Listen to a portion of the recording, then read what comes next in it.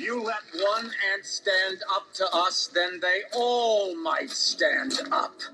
Those puny little ants outnumber us 100 to 1. And if they ever figure that out, there goes our way of life. It's not about food. It's about keeping those ants in line.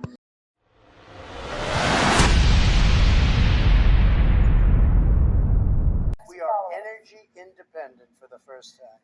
We don't need all of these countries that we had to fight war over because we needed their energy.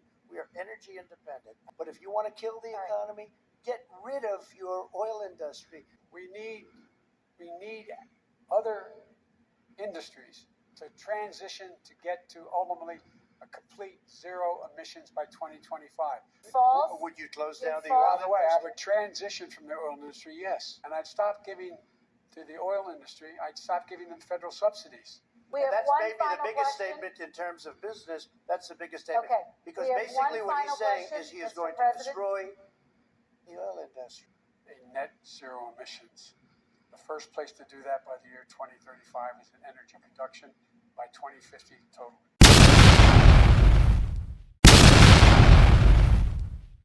Did you know that a meal at McDonald's can now cost over $16? Yes, you heard that right.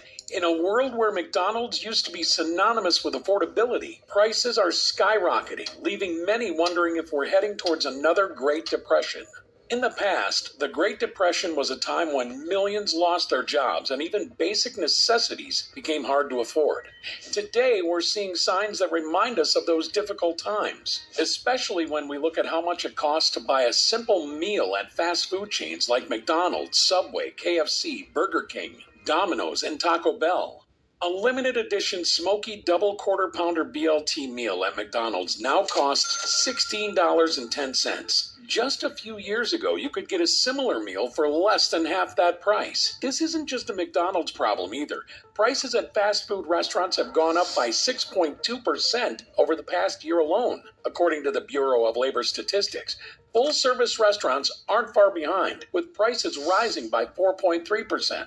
This isn't just about a few extra dollars for a burger and fries. These rising costs are a big red flag, indicating deeper issues in our economy. Just like in the Great Depression, when buying simple things became a luxury, today's rising fast food prices show that many people are struggling to keep up with the cost of living. It's a clear sign that we might be heading into tough economic times. So apparently the electric car market is a massive failure. Don't believe me. Let's believe the stranger on the internet. That doesn't make sense. Well, if you are like me, one of the suckers that bought an electric vehicle because our government said, hey, go electric, go green, go buy yourself an electric car, do something good for the world. Well, bad news for you. The whole EV market has crashed. I lost nearly $40,000 on that car right there, and you might be in the same situation if Loser. Just kidding. Kind of. you bought yourself an electric vehicle. What is going on? Well, we were pushed EV. Buy an EV. Buy an EV. Go buy an EV. Here's some money. Here's a $7,500 tax credit. Go buy an EV. Well, coming from the mouth of a guy that drove across the country in an electric vehicle, what happened is the infrastructure just isn't there. I have so many videos on that. Well, no shit. All right, let's have some fun here. Let's really break it down. How are people affording life right now? How are people tackling this cost of living? We're not. Truth of the matter, most of us are living paycheck to paycheck with credit card debt. I know people who are legitimately putting gas and groceries on credit cards just so that they can get back and forth to work. I believe that this is what most people are now calling the silent depression. $100 has become the new $20, and it's ridiculous. But the best thing about it is that people have shifted their core values. Look at this app alone and all the videos of all the retailers on Black Friday that nobody was there. They just don't care anymore. People are realizing that if it doesn't bring value into my life, then I don't need it. And while I don't get political on this app, you're having people on both sides of the aisles going, yeah, this kind of sucks. Right wing, left wing, it doesn't matter. It's the same bird. And now so many Americans are going, I don't care. I think it's woken a lot of people up to the idea of why are we funding things that we don't care about when all of us right here are struggling. It's changed people's attitude in the workforce to where a job is just a job.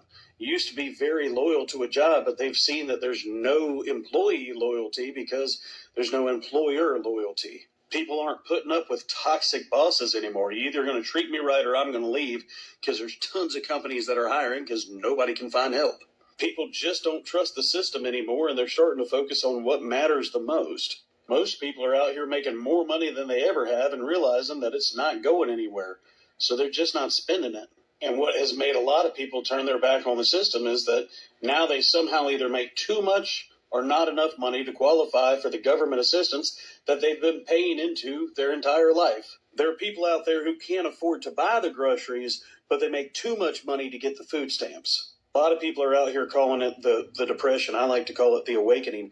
People are just realizing how much they can get done on their own and that they don't need the government to hold their hand. So to go back to your question, how are people making it financially? I don't really know, but I'm very grateful that people are starting to look for answers. My investments, through my investments, the most significant climate change law ever. And by the way, it is a $369 billion bill. It's called we should have named it what it was, but at any rate. All right. President Joe Biden stops reading from his prepared talking points on the teleprompter and admits on live TV that he lied to the American people about the Inflation Reduction Act, which was actually a covert green new energy bill. Biden said the Inflation Reduction Act was actually about funding climate change efforts, and said the act should have actually been named something different. Through my investments, the most significant climate change law ever. And by the way, it's $369 billion. It's called the Inflation Reduction Act. We should have named it what it was. Now, listen to this. Your groceries are more expensive because of Kamala Harris and Joe Biden's Inflation Reduction Act. Your rent is more expensive. Your mortgage is more expensive.